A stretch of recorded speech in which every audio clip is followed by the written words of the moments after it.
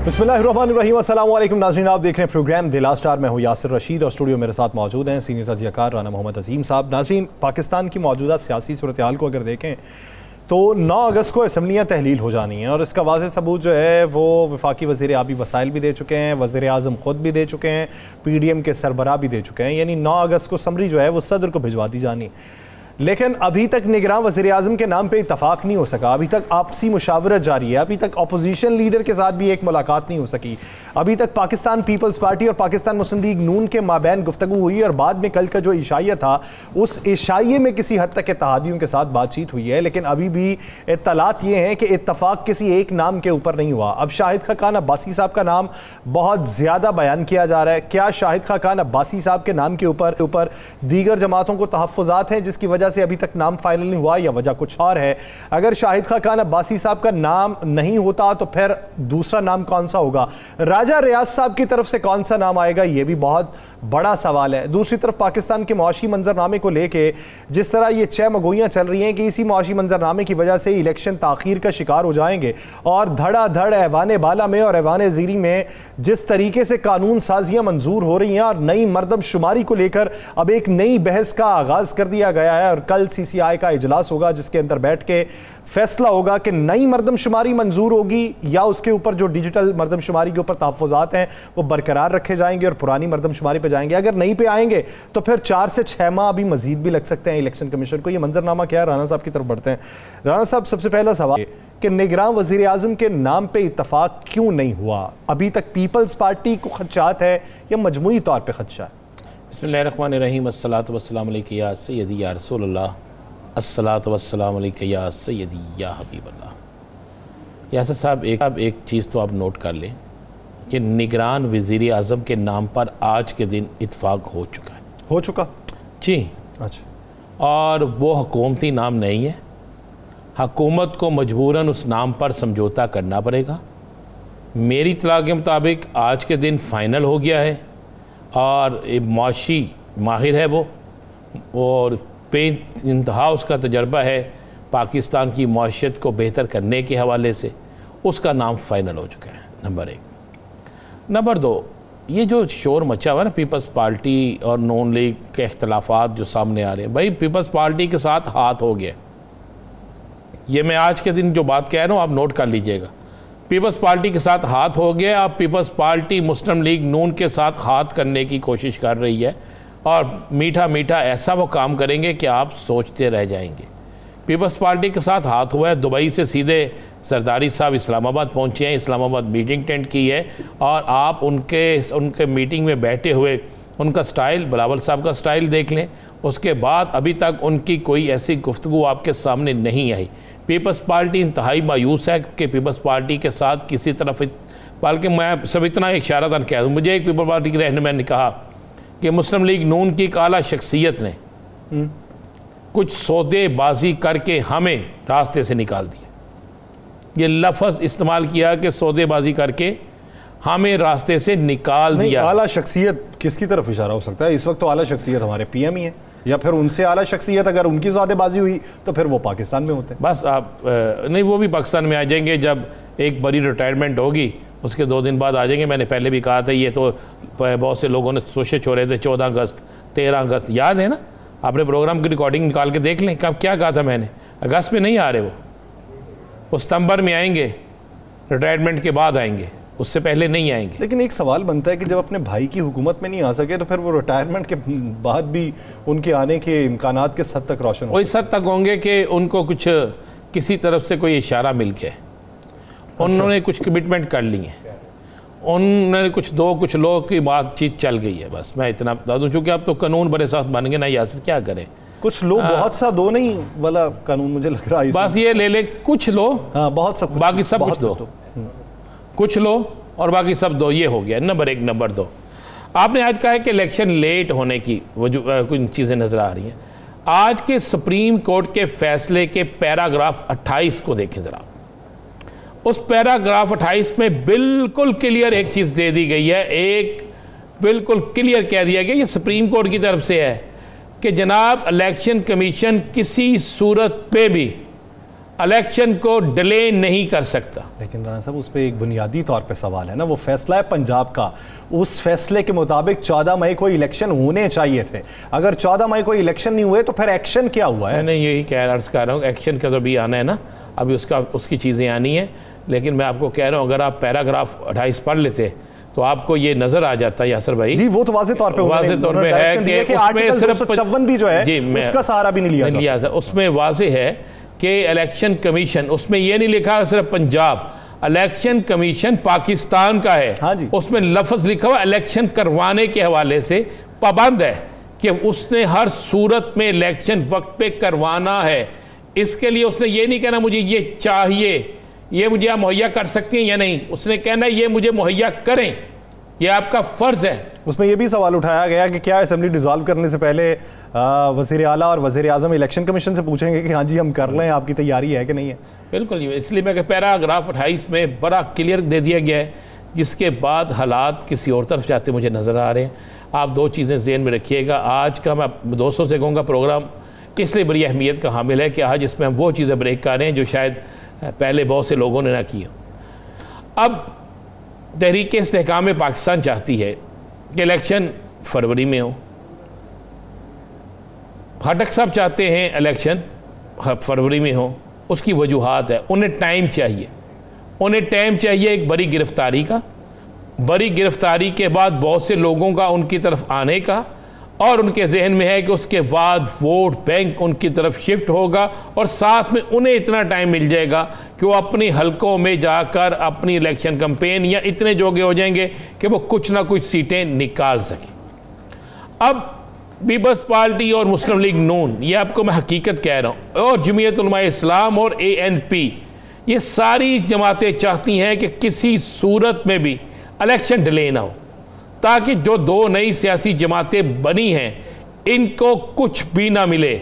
और जब इनको कुछ नहीं मिलेगा तो फिर ये समझते हैं कि सब कुछ इनको मिलेगा, लेकिन इनको उसी सूरत में मिलेगा कि अगर तहरीक इंसाफ पर पाबंदी आयद होती है, जो पाबंदी आयद होती नज़र नहीं आ रही। मैं आपको एक चीज़ में कर, लेकिन कुछ लोग फैसले से पहले ही ये तमाम तर फैसले जारी कर चुके हुए हैं कि इस केस में ये नाअहल हो जाएंगे, इस केस में पाबंदी हो सकती है, इस केस में ताहियात नाअहली हो सकती है, इस केस में जायदाद जब्त हो सकती है। ये फैसले तो ज़बान ज़द-ए-आम इसी वक्त चल रहे हैं, हालांकि केस भी जारी। मैं अर्ज़ कर रहा हूँ कि ये सारा कुछ चल रहा है, ये सारा कुछ चल रहा है, और मैं भी सुबह से लेकर शाम तक ये सारा सुनता हूँ, देखता हूँ। ये हो सकता है, मैं नहीं कहता नहीं हो सकता, अब मैं तो इस बात पे नहीं आता, लेकिन पार्टी ख़त्म अगर ना हुई और बैलेट पेपर पे वो निशान मौजूद हुआ तो आप जहन में रखिएगा बहुत सी सियासी जमातों के लिए बहुत बड़ा अपसेट होगा। अच्छा, आपने अब बैलेट पेपर पे निशान की बात कर दी, ये निशान रहता हुआ दिखाई दे रहा है?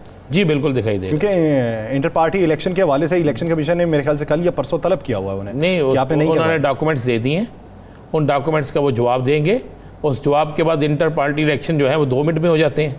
आप आज शेड्यूल अनाउंस करते हैं कि जनाब आप कल इतने बजे से इतने बजे तक कागज़ जमा कराएं, ऑनलाइन कागज़ जमा होते हैं। मेरी बात सुन रही, मैं आपको तरीकाकार बता रहा हूँ यासिर साहब। ऑनलाइन कागज़ जमा होते हैं, बिला मुकाबला इलेक्शन हो जाते हैं, और उसका रिजल्ट जो है वो सेक्रेटरी जनरल जो है वो जमा करवा देता है। फिर आपकी सारी बात ठीक, लेकिन इलेक्शन कमीशन ये कहता है कि हमने इनको वक्त दिया था, वो वक्त अब गुजर चुका, हम उस वक्त के अंदर मज़ीद ताख़ीर भी कर चुके हैं और अब मज़ीद ताख़ीर नहीं की जाएगी। मैं एक अर्ज़ करूँ?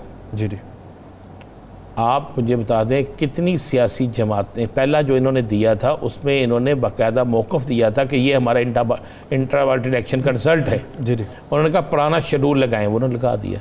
मेरी आज उनके तमाम वकला से बात हुई है, उन्होंने कहा जी कोई ऐसी परेशानी वाली बात नहीं है, ये सारा मामला ठीक हो जाएगा, हम आइनी तौर पर इससे लड़ेंगे और आइनी तौर पर हम मजबूत हैं। मान लें 1% के वो इंतहाबी निशान नहीं रहता, कोई इंतहाबी निशान तो होगा। तो आज कल के दौर में जिस वक्त में आप बैठे हुए हैं, उस वक्त में 1 से 2 दिन में उस इंतहाबी निशान को किसी के जहन नशीन करवाना क्या कोई मुश्किल है? क्या कोई मुश्किल है? यहाँ पे तो कुछ लोग जहनों को रिवाइंड करना चाहते हैं, मेमोरी सारी डिलीट करना चाहते हैं, उनके लिए वो मुमकिन दिखाई दे रहा है। तो राणा साहब ये बात तो मुझे मावरा लगा। 200, 300, 400, 500, 1000 लोगों के लिए जो आप कह रहे हैं वो हो सकता है। 5 करोड़, 7 करोड़, 10 करोड़ जिनका आपको पता ही नहीं, जिनका पता अंदर जाके बेल्ट पेपर पे स्टैंप लगाने से होना है, उनके लिए किस तरह करेंगे आप? उनका किस तरह पता करेंगे? आपको लगता है कि इस बार पॉलिटिकल इंजीनियरिंग होगी या लेवल प्लेइंग होगी? अगर पॉलिटिकल इंजीनियरिंग है, मैं आपको एक बात बताऊं, इलेक्शन वो एक जो फिक्रा होता था ना कि इलेक्शन जो है गैर मुनसफाना होंगे, इलेक्शन में धांधली हो जाएगी, इलेक्शन में फ़लाँ लोग जो हैं इतने जाली वोट डाल देंगे। मेरा ख्याल है एक तो जो इन्होंने इलेक्शन एक्ट पास किया है उसमें बहुत सी चीज़ें जो हैं वो बहुत फेवर दे रही हैं जमहूरियत को। और दूसरी चीज़ ये है कि जो इलेक्शन लड़ने आता है ना, चाहे वो किसी भी सियासी जमात से तल्लुक़ रखता हो, वो सारे बंदोबस्त करके आता है।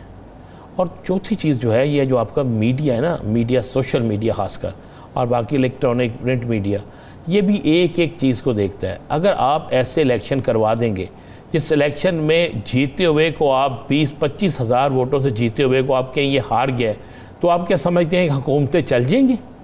तो आप क्या समझते हैं कि वो हुकूमतें सर्वाइव कर लेंगी? तो आप क्या समझते हैं कि वो मामला ठीक हो जाएंगे? ऐसा नहीं होगा। जो भी जिसने जीतना होगा उसी ने जीतना होगा। जिसने मतलब जिसके वोट बैंक होंगे उसने जीतना है ना। अगर मुस्लिम लीग का वोट बैंक है, मुस्लिम लीग का उम्मीदवार जीतेगा। पीपल्स पार्टी का वोट बैंक है, पीपल्स पार्टी का उम्मीदवार जीतेगा।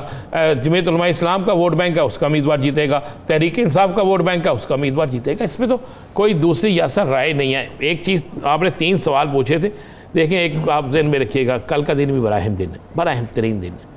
लेकिन मैं आपको बता दूँ, अभी सज़ा मुझे नज़र नहीं आ रही। सही, अभी मुझे कोई सज़ा नज़र नहीं आ रही। नंबर 1।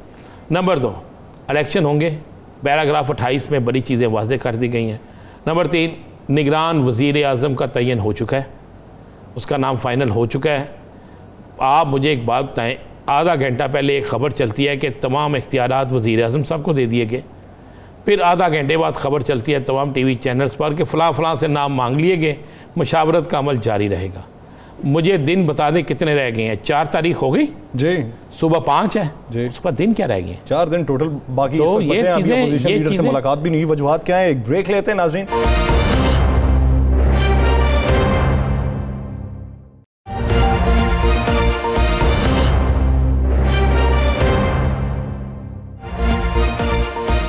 ब्रेक के बाद खुशामदीद नाज़रीन। सुप्रीम कोर्ट ने तोशाखाना केस का ट्रायल रोकने की जो दरख्वास्त थी वो निपटा दी है। दूसरी तरफ और भी बहुत से केसेस हैं।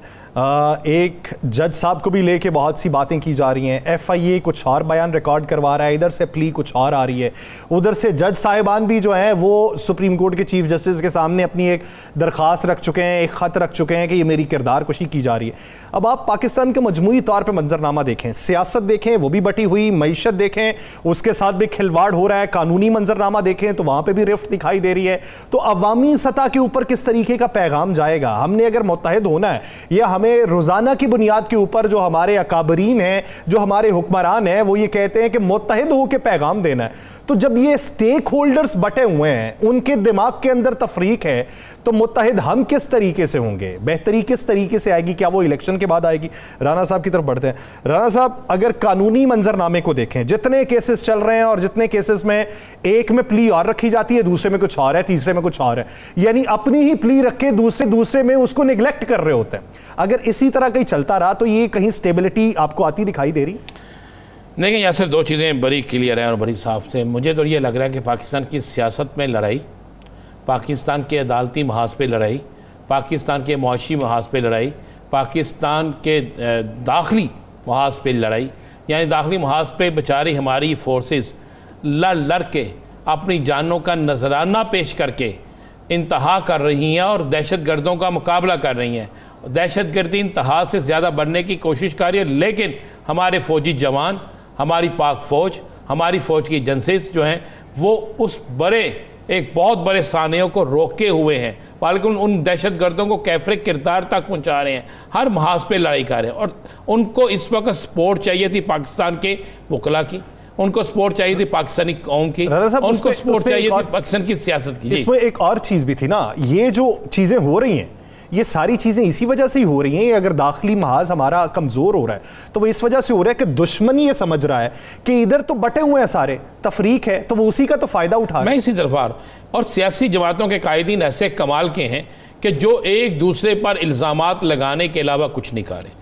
जो एक दूसरे की सियासत ख़त्म करने के अलावा कुछ नहीं कह रहे, जो एक दूसरे को नीचे दिखाने के अलावा कुछ नहीं कह रहे, जो एक दूसरे पर इल्ज़ामात लगाने के अलावा कुछ नहीं कह रहे, जो एक दूसरे को बिल्कुल ज़ीरो करने के अलावा कुछ नहीं कह रहे। हर शख्स इक़्तिदार के पीछे भाग रहा है। उसको ये समझ नहीं आ रही कि ये पाकिस्तान के लिए कुछ करेंगे तो इक़्तिदार का भी मज़ा आएगा ना, ये पाकिस्तान बेहतर होगा तो इक़्तिदार होगा, ये पाकिस्तान की आवाम बेहतर होगी तो इक़्तिदार होगा, पाकिस्तान की मुआशी सूरत बेहतर होगी तो इक़्तिदार होगा, पाकिस्तान से दहशत गर्दी का खात्मा होगा तो इक़्तिदार होगा। लेकिन ऐसा नहीं हो रहा। आप मुझे आज के दिन तक एक सियासी जमात दिखा दें जिस सियासी जमात ने ये बात की हो कि आइए मिलकर बैठते हैं, इलेक्शन में अवाम फैसला कर देगी किसने जीतना है किसने हारना है, लेकिन दहशत गर्दी के महाज पे इकट्ठे हो जाएं, पाकिस्तान के मुआशी मामलात के महाज पे इकट्ठे हो जाएं, पाकिस्तानी कौम को कुछ रिलीफ देने के लिए इकट्ठे हो जाएं, नहीं बात हो रही।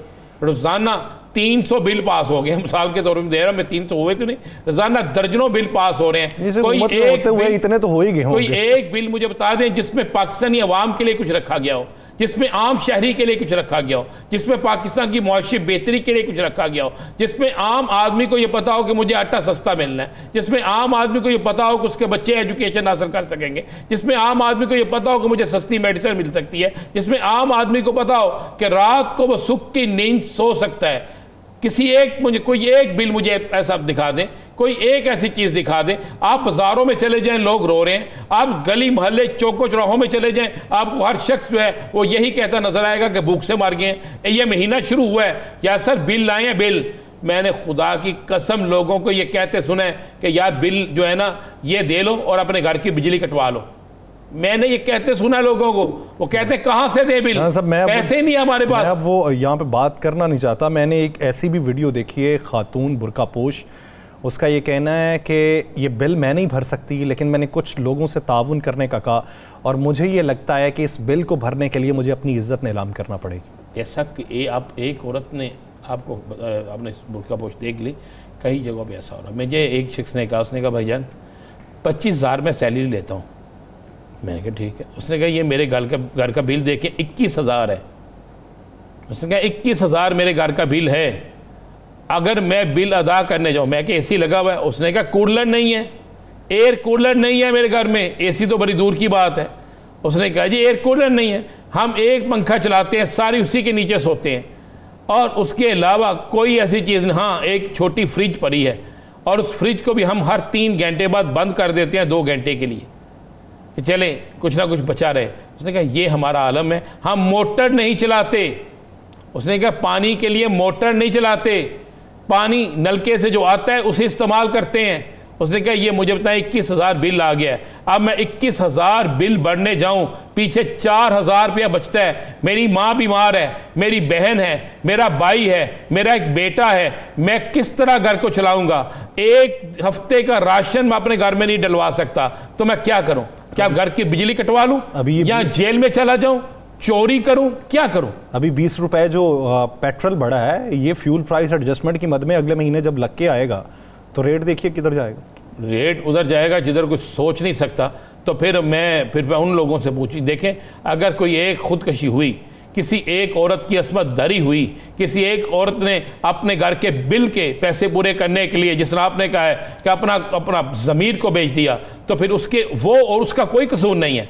कसूर फिर हाकिम वक्त का है, कसूर फिर उन लोगों का है जिन्होंने हमें सहूलतें देना थीं, कसूर फिर उन लोगों का है जो इस पाकिस्तान में इक़्तिदार की कुर्सी पे बैठे हैं, कसूर फिर उन लोगों का है जो अरबों रुपए लूट के चले गए हैं लेकिन उनको नहीं पकड़ा गया, कसूर फिर उन लोगों का है जो एसी वाले कमरे में बैठे हैं, बिल अदा नहीं करते, कसूर फिर उन लोगों का है जो पाकिस्तान की माशियत को तबाह करने वाले हैं, कसूर फिर उन लोगों का है जिन लोगों ने कर्जे लिए और अपने बैंक बैलेंस बनाए, कसूर फिर उन लोगों का है जो डॉलर की आड़ में जुआ खेलते हैं, जो सोने की आड़ में जुआ खेलते हैं, जो मनी लॉन्ड्रिंग करते हैं, जो बड़ी बड़ी गाड़ियों में फिरते हैं, जिनके बच्चे महंगे तरीन कपड़े पहनते हैं, जिनके कुत्ते इंसानों से बेहतर खाना खाते हैं, जिनके घर में बचा हुआ खाना जो है वो सड़क पे फेंक दें तो कई लोग खाते हैं। या सर मैं आज आपको एक चीज करता हूं, ये हल्फन आपको बता रहा हूं, लंगर शरीफ तकसीम कर रहे थे, मैं कभी भी लंगर शरीफ की तकसीम पे खुद नहीं जाता, कल मैं खुद चला गया। वैसे ही मैंने एक बच्चे को देखा वो उस बच्चे ने 6 रोटियां खाई। अच्छा, मैं उसे बड़ा गौर से देख रहा था, जिस तरह वो कितने दिन का भूखा हो। उसके बाद उसने क्या किया कि कुछ लोग जो रोटियों के टुकड़े छोड़ गए, उसने वो इकट्ठे करने शुरू कर दी। मेरे रोंगटे खड़े हो गए। मैंने कहा मैं अपने अल्लाह के हजूर क्या जवाब दूंगा कि तुझे इतना भी एहसास नहीं था?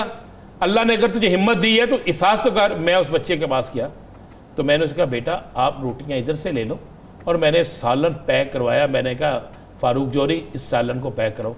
सालन पैक करवा के उसे दिया तो बता उस बच्चे ने क्या कहा। उसने कहा मैंने कसम खा के, उसने कहा 2 दिन से रोटी नहीं खाई थी, और ये रोटी मिली है, जो टुकड़े हैं ना वो मैं घर लेके जा रहा हूँ। मेरी अम्मी अब्बू ने भी नहीं खाए, मेरे बहन भाइयों ने भी नहीं खाए। वो घर से आ नहीं सकते, वो बापर्दा हैं, वो सफ़ेद पोश हैं, वो निकल नहीं सकते। मुझे उस वक्त मेरी आंखों में भी आंसू आ गए, और मैंने कहा या अल्लाह ये क्या माहौल बन गया। मेरे मौला तू सुन ले, ये हुक्मरान तो नहीं सुनते, ये अपोजिशन तो नहीं सुनती, ये सियासतदान तो नहीं सुनते। अब वो एक बच्चा हमारे सामने आ गया। कितने ऐसे हज़ारों बच्चे होंगे, हज़ारों नहीं अब आप लाखों कहें कि क्या कितने लोग होंगे जो बेचारे इसी तरह भूख से बैठे होंगे, लेकिन यहाँ पर इक़्तिदार की जंग छिड़ी हुई है, यहाँ पर बिल पास करने की जंग छिड़ी हुई है, यहाँ पर अपनी सियासत को चमकाने की जंग छिड़ी हुई है, यहाँ पर पाकिस्तान की बजाय अपना आप बनाने की जंग छिड़ी हुई है। ये असर सारा कुछ हो रहा है। तो ये जवाब देना पड़ेगा। कौम को ना जवाब दें, अल्लाह के हजूर तो जवाब देना पड़ेगा। फिर क्या कहेंगे? फिर आपकी ये जितनी मर्जी महंगे पैसे आपके पास, जितनी मर्जी महंगी गाड़ियाँ हों, जितना मर्जी आपके पास पैसा हो, जितना मर्जी सारा कुछ हो, मुझे तो हैरानगी होती है कि अज़ान का वक्फा तो आप कर लेते हैं, उसमें इजलास के दौरान नमाज भी पढ़ते होंगे, लेकिन क्या आपको पता है कि जब आप सजदे में जाते हैं तो अल्लाह के हजूर जब आप जाके गिड़गिड़ाते हैं तो फिर अल्लाह के हजूर गिड़गिड़ाने के बाद आपके दिल में एक खौफ आना चाहिए, इस अवाम के लिए खौफ आना चाहिए कि भूखी अवाम किस तरह मर रही है। आपको यह सोचना चाहिए। यहाँ पर आज पेट्रोल महंगा होता है, 1 घंटा बाद अभी पेट्रोल महंगा होकर मार्केट में आता नहीं तो हर चीज़ को आग लग जाती है, हर चीज़ महंगी हो जाती है। कोई शख्स पूछने वाला नहीं, कोई देखने वाला नहीं, कोई जानने वाला नहीं। बल्कि मेरी मोहसिन नकवी साहब से मुलाकात हुई, यासर साहब, उन्होंने एक अच्छा आइडिया दिया, अल्लाह उनका भला करे, उन्होंने बहुत अच्छी बात की। मेरी कोई 1.5 घंटा उनसे मुलाकात हुई किसी मामले में, लाहौर प्रेस क्लब के मामला के दीगर चीज़ों पर गया। उन्होंने क्या किया, मैंने देखा लोग बेचारे बड़े परेशान हैं, तो अब मैं लाहौर शहर में और कुछ नहीं कर सकता, तो पूरे पंजाब में सस्ते तंदूर नहीं होते, फ्री रोटी। कहते यार सालन नहीं दे सकते तो राना अज़ीम हम रोटी तो दे सकते हैं ना। हम कोई ऐसा सिस्टम कर रहे हैं कि हर शहर में कम व बेश कोई 100 से 200 तंदूर ऐसा हो जिसमें मुहैयर हजरात खुद इस आए आगे आकर रोटी तो कम से कम देना, सालन नहीं तो रोटी तो किसी शख्स को मिल सके ना। बहुत अच्छी बात है, बहुत अच्छी बात है, ऐसा होना चाहिए। मैं समझता हूँ ये जो फंड करोड़ों अरबों रुपए के MNA MPA को दिए हैं, ये ले लेने चाहिए थे। इससे कोई फैक्ट्री लगा लेते, इससे कोई इंडस्ट्री लगाते, उसमें हज़ारों लोगों को रोज़गार देते, हज़ारों लोगों को उसमें कहते आए नौकरियां करें ताकि उनके घरों का अनाज आ सके, ताकि उनके घर चल सके।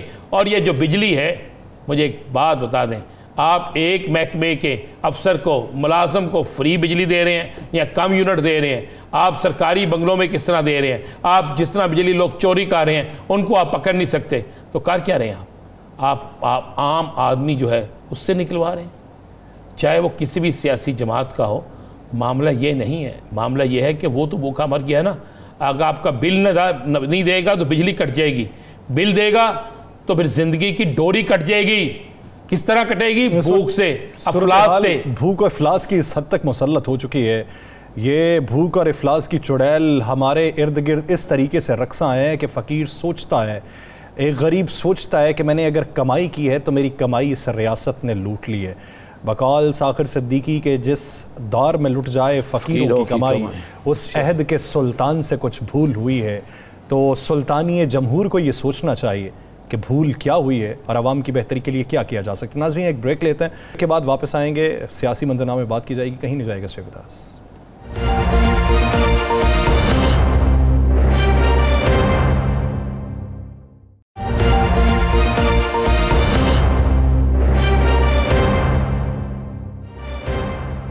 ब्रेक के बाद खुश आमदीद। नाज़रीन, पाकिस्तान की सूरत हाल अगर पाकिस्तान तहरीक इंसाफ के हवाले से देखी जाए, बहुत से लोग जो हैं वो पाबंद सलासिल हैं, बहुत से लोगों की ज़मानतें मंजूर हुई लेकिन उसके बाद फिर दीगर मुकदमात में उनकी गिरफ्तारी मतलूब थी, वो फिर से गिरफ्तार हो गए। अब ऐसी सूरत हाल में पाकिस्तान तहरीक इंसाफ से जाने वालों की तादाद में ज़्यादा इजाफा हुआ।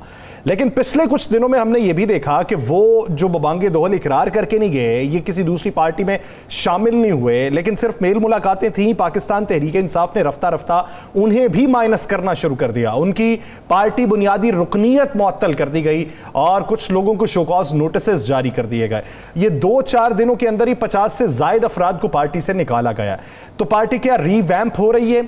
पार्टी रिवाइवल की तरफ जाएगी, नए लोगों की शमूलियत होगी और वो लोग जो अभी पाबंदे सलासिल हैं वो अगर मंजर आम पे आएंगे, इस वक्त उनको क्या मुश्किलात हैं और आने वाले दिनों में उनकी सियासी हिकमत अमली क्या होगी, इसी बारे में बात करते हैं। मुशीर हैं साबिक वज़ीर आला पंजाब चौधरी परवेज़ इलाही के अताउल्लाह विर्क साहब। विर्क साहब बहुत मशकूर हैं आपके वक्त के। विर्क साहब, मेहरबानी। परवेज़ इलाही साहब के हवाले से हाई कोर्ट भी अहकाम जारी कर चुकी, अभी वो मामला फिर अंडर रिव्यू चला गया है। कुछ लोगों को जुर्माने भी हुए, जुर्माने होने के बाद बाज़ पुरस के लिए भी पूछा गया, लेकिन अभी तक मामला क्लियर नहीं हो सका। क्लियर ना होने की वजूहात क्या? क्लियर तो राना साहब, राना अजीम साहब, यासर साहब, शुक्रिया आपका। क्लियर तो अदालतों से तो हो चुके हैं। अब तो ये हुकूमत ही है जो जमानत होने के बावजूद उनको जेल से रहा नहीं कर रही। अब तो हुकूमत पे मेरा खौफ ज़्यादा है या क्या मसला है इनको। तो क्या आप क्या समझते हैं कि इलेक्शन से पहले जो सब मैदान में होंगे या जो सब का मुस्तकबिल अभी आप जेल में ही देख रहे हैं? इंशाअल्लाह ताला जो सब मैदान में भी होंगे और इंशाअल्लाह ताला अदालतों से राना साहब सुरखरू होंगे। ये जितना मर्जी जबर और जुल्म कर लें, ये ऐसा नहीं हो सकता कि चौधरी परवेज़ इलाही साहब को ये बलडोज नहीं कर सकते। वो हक के लिए खड़े हैं, सच के लिए खड़े हैं।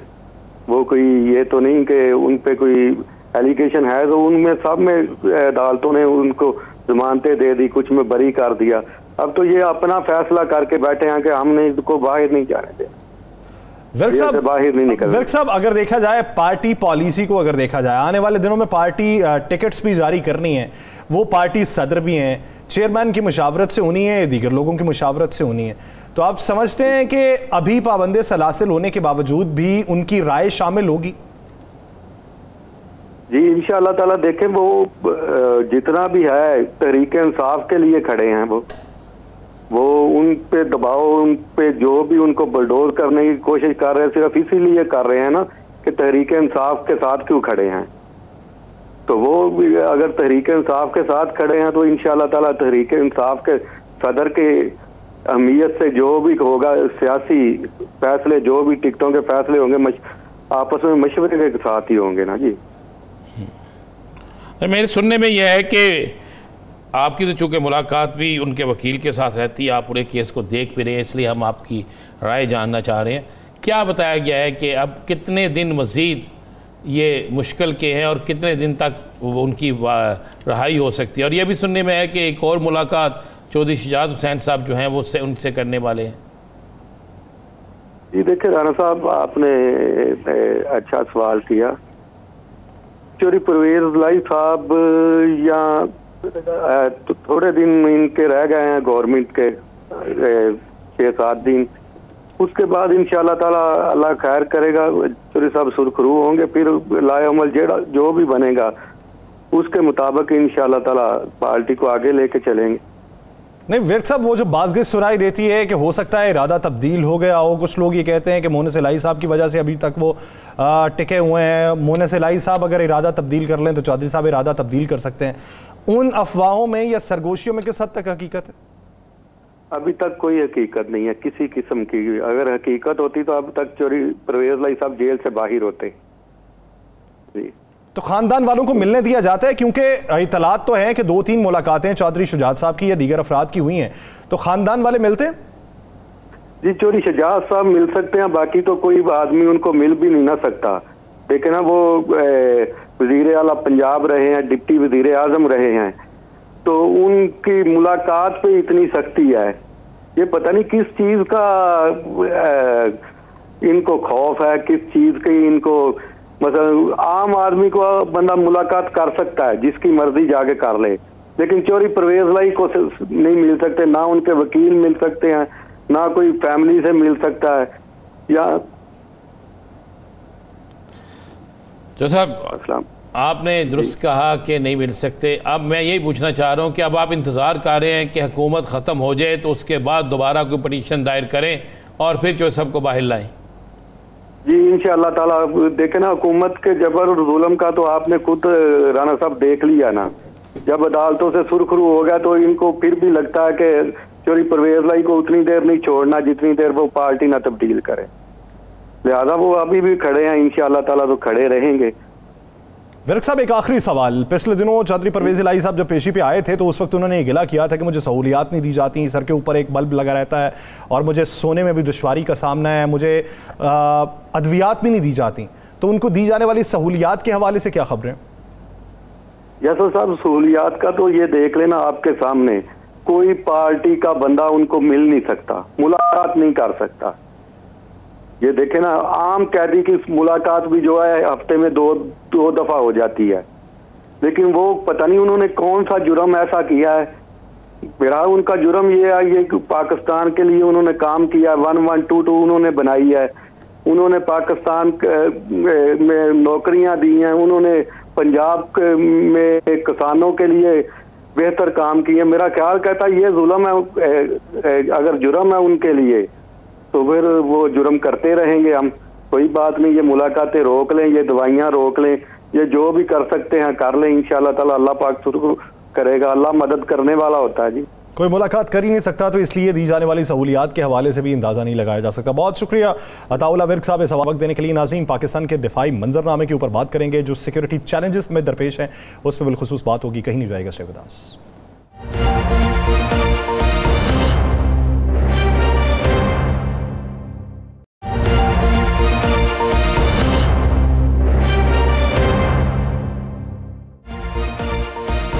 ब्रेक के बाद खुशामदीद। नाज़रीन, अगर खित्ते की सूरत हाल का अंदाज़ा लगाया जाए, 5 अगस्त वो दिन था 2019 का जो खित्ते की तारीख के हवाले से स्याह तरीन दिन था, जब आर्टिकल 370 और 35A को कलअदम करार दिया गया और भारत की जानिब से मकबूजा कश्मीर की जोग्राफियाई हैसियत को तब्दील करने की कोशिश की गई। तब से लेके अब तक इंटरनेट की बंदिश, तब से लेके अब तक जितने छापों के नाम के ऊपर गिरफ्तारियां और कश्मीरियों को कत्ल किया गया, शहीद किया गया और खित्ते के अंदर बदअमनी फैलाने की कोशिश की गई, वहां पे हिंदुओं को बसाया गया, ये जितने साल 4 साल जो गुजरे हैं, इस 4 साल में पाकिस्तान ने कश्मीर का मुकदमा किस तरीके से लड़ा है, वो चाहे अक़वाम मुत्तहिदा का फ्लोर हो, चाहे बैनुल अक़वामी सतह के ऊपर हो, चाहे यूरोपियन शहरों के अंदर पाकिस्तानी और कश्मीरी भाईचारे के साथ जिस तरीके से अपना मुकदमा रिकॉर्ड करवाते रहे, क्या हमारी हैसियत यही है या हमें अपनी हैसियत को कुछ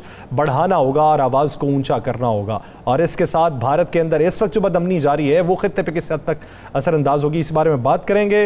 ब्रिगेडियर रिटायर्ड हारिस नवाज साहब ने हमें ज्वाइन किया है। ब्रिगेडियर साहब, बहुत मशकूर है आपके वक्त के। ब्रिगेडियर साहब, अगर देखा जाए 5 अगस्त से लेकर अब तक रियासत जम्मू और कश्मीर की जिस हद तक जोग्राफियाई तब्दीली हुई है, क्या समझते हैं कि अगर इसी तरीके से तब्दीली जारी रही तो 2-3 साल बाद का मंजरनामा क्या होगा? देखें, ये एक बहुत ही अफसोसनाक बात है जो 5 अगस्त 2019 में जिस तरीके से इंडिया ने, और ख़ास तौर पे ये जो एक बहुत बड़ा टोला है 4 का, मैं हमेशा कहता हूँ, जिसमें नरेंद्र मोदी है, राजनाथ सिंह है, अमित शाह है और उसके बाद अजीत डोभाल, ये एक RRS का जो एक ख़ास विजन लेके चल रहे हैं कि अखंड भारत में सिर्फ हिंदू रहेंगे।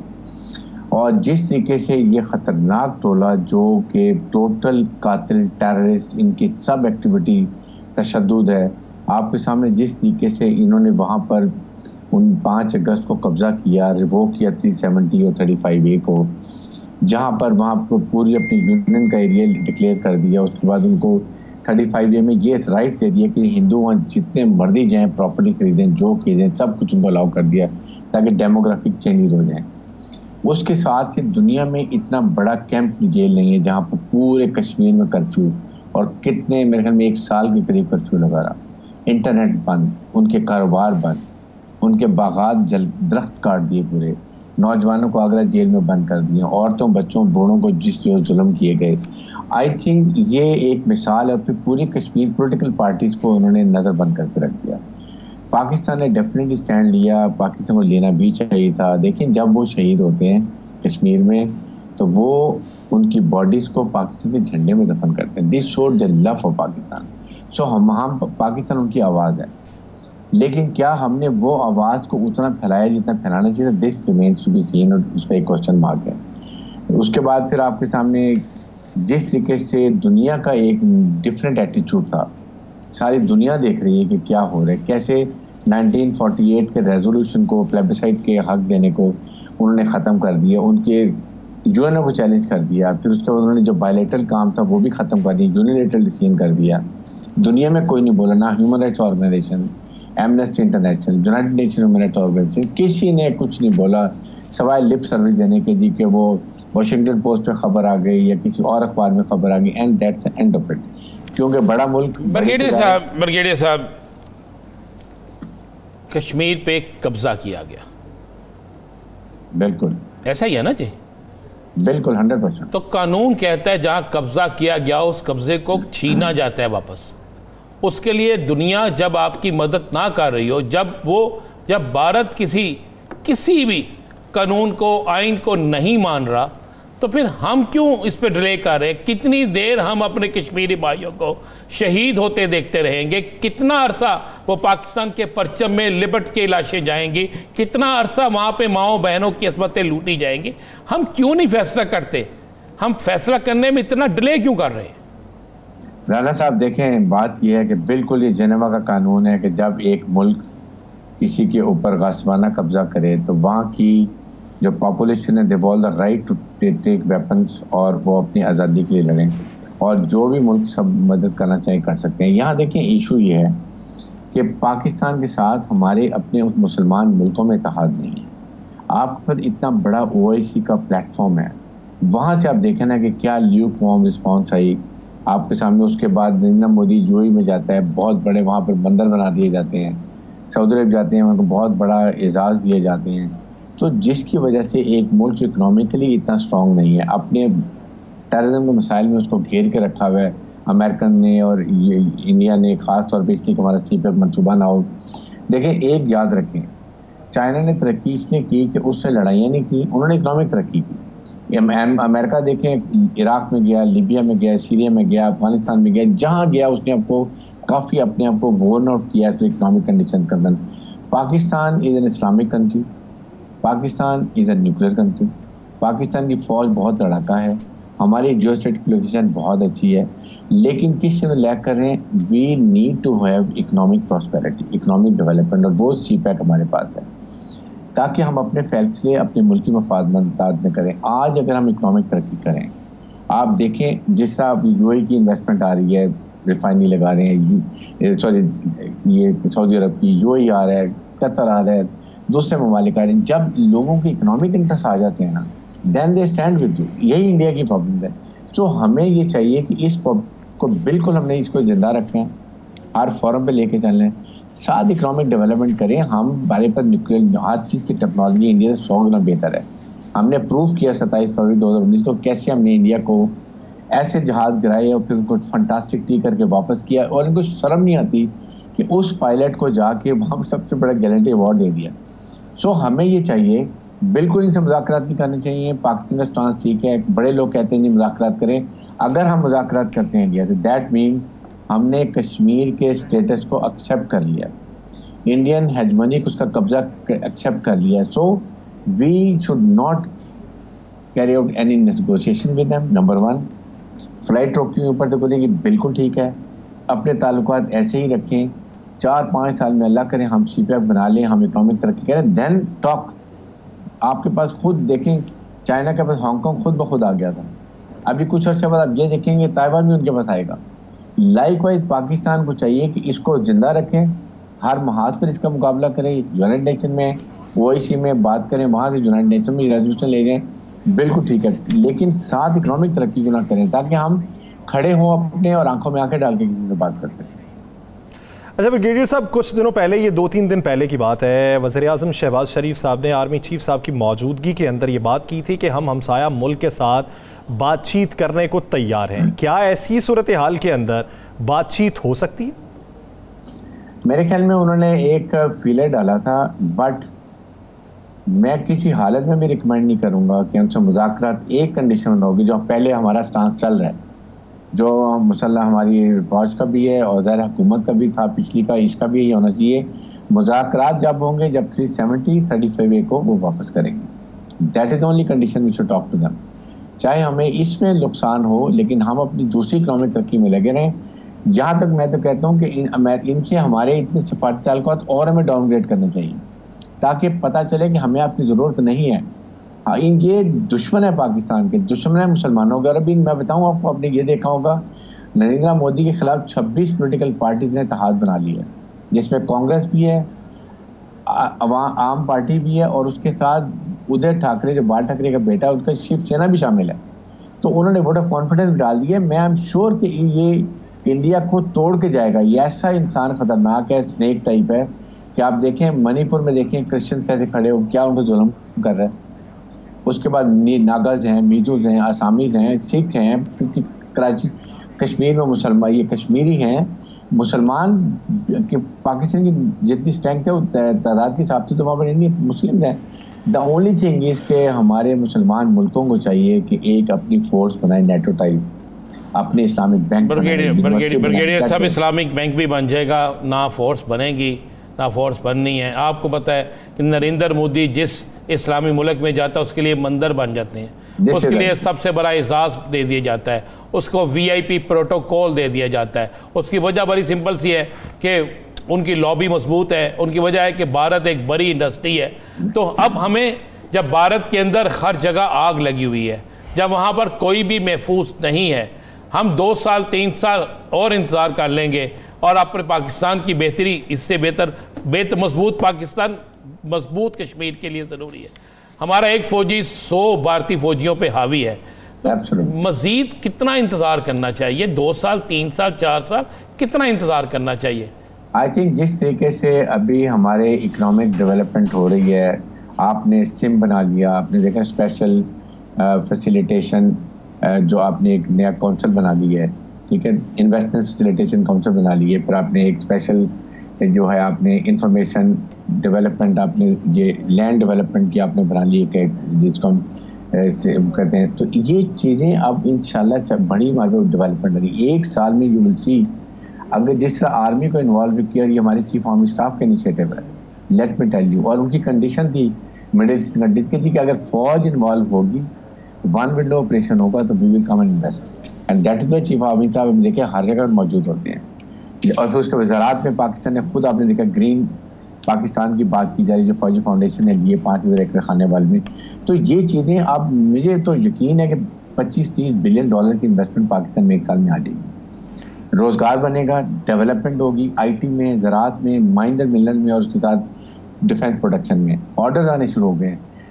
I am very positive. इंशाल्लाह आप देखें 4-5 साल में हम इस कंडीशन में होंगे कि अपने आप को खड़ा करें, इकोनॉमिकली खड़ा करें। अच्छा ब्रिगेडियर साहब, सवाल एक ये है कि क्या ऐसे वक्त के अंदर भारत से तजारत को मुअत्तल किया जा सकता है? क्योंकि भारत का चाइना के साथ भी टकराव जारी रहा है, लेकिन इस सब के बावजूद तकरीबन 100 बिलियन के करीब उनकी बायलैटरल ट्रेड चलती है।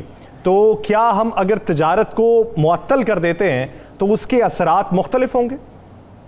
कोई मुअत्तल फ़र्क नहीं पड़ेगा। हम पहले तजारत नहीं कर रहे हैं। मैं तो कहता हूँ इनसे हमें ना तजारत करनी चाहिए, ना मुज़ाकरात करने चाहिए, जब तक ये कश्मीर के ऊपर जो इन्होंने जुल्म किया है, जिस तरीके से यूनिलेटरली इन्होंने वहाँ कब्जा किया है, पाकिस्तान को किसी हालत में एक्सेप्ट नहीं करना चाहिए। इसलिए कि ये अगर हमने इनसे बात कर ली, इनसे मुतफ़क़ बैठ के टेबल के ऊपर, और कश्मीर, तो इसका मतलब Kashmir is gone. This is the reason कि Pakistan is not negotiating with them. आपने जाते प्राइम मिनिस्टर ने ये तो कह दिया कि मुज़ाकरात होने चाहिए, लेकिन मुज़ाकरात किसी टर्म्स में होने चाहिए। कम एंड से talk about what you're doing in Kashmir, what do you want, how do you want to resolve it। आप कहीं ना कहीं आंखें दिखाएं, खड़े हों, बिकॉज आपके पास मिसाइल टेक्नोलॉजी, लड़ाका फौज, हमारी न्यूक्लियर कैपेबिलिटी, हर चीज़ इंडिया से बहुत बेहतर है। इनकी फौज अनट्रेड, अनप्रोफेशनल, लेकिन किल ओनली इनोसेंट कश्मीरी वुमेन और चिल्ड्रन एंड ओल्ड पीपल।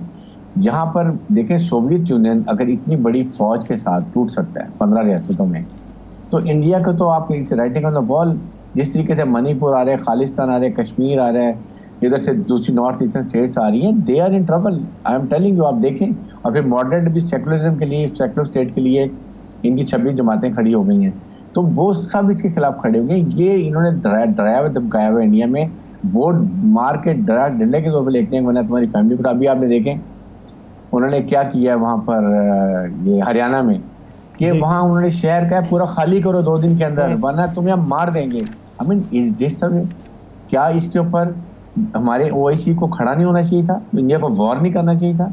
हमारी अपनी कमजोरी है। नेटो देखे ना कैसे यूक्रेन के ऊपर जाके खड़े हुए, रशिया के खिलाफ लड़े हैं, कैसे सपोर्ट करें। आपके पास इतने रिसोर्सेज हैं, just use them in most harmonized way में।